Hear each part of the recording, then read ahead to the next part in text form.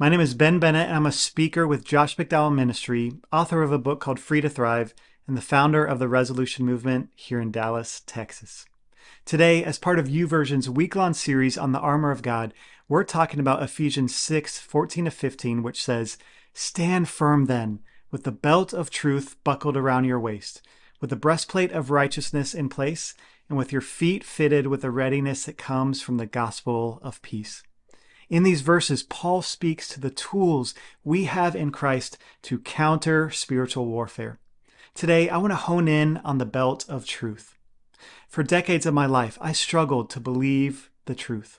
I believed the lie that I was worthless and unlovable because of the abuse I experienced from my parents growing up.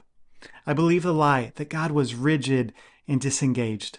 And I believed the lie that people couldn't be trusted. At the time, I struggled to even recognize that these were lies. They seem so true.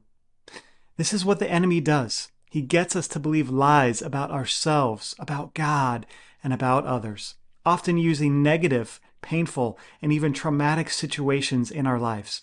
He doesn't fight fair. I wonder how many of us today are living believing that these lies are true.